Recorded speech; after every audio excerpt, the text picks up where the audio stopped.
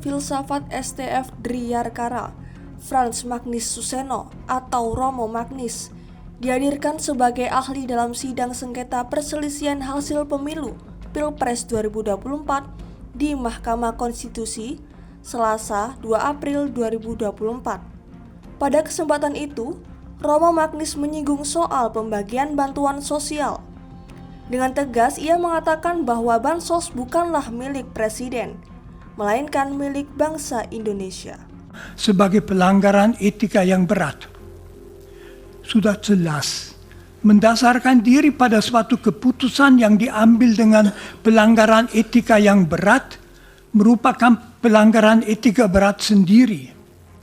Penetapan seseorang sebagai calon wakil presiden yang dimungkinkan secara hukum hanya dengan suatu pelanggaran etika berat juga merupakan pelanggaran etika berat.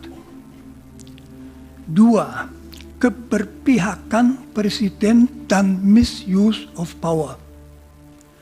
Presiden boleh saja memberitahu bahwa ia mengharapkan salah satu calon menang. Tetapi begitu ia memakai kedudukannya, kekuasaannya untuk memberi petunjuk pada ASN, polisi militer, dan lain-lain untuk mendukung salah satu paslon, serta memakai kas negara untuk membiayai perjalanan-perjalanan dalam rangka memberi dukungan kepada paslon itu, ia secara berat melanggar tuntutan etika bahwa ia tanpa membeda-bedakan adalah presiden semua warga negara termasuk semua politisi. 3. Nepotisme. Kalau seorang presiden memakai kekuasaan yang diberikan kepadanya oleh bangsanya untuk menguntungkan keluarganya sendiri, itu amat memalukan. Karena membuktikan bahwa ia tidak mempunyai wawasan seorang presiden, hidupku 100% demi rakyatku, melainkan hanya memikirkan diri sendiri dan keluarganya. 4. Pembagian bantuan sosial.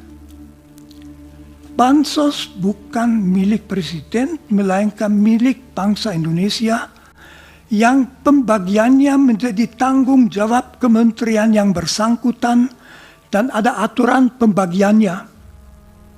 Kalau presiden berdasarkan kekuasaannya begitu saja mengambil bansos untuk dibagi-bagi dalam rangka kampanye paslon yang mau dimenangkannya, maka itu mirip dengan seorang karyawan yang diam-diam mengambil uang tunai dari kas toko. Jadi itu pencurian, ya pelanggaran etika.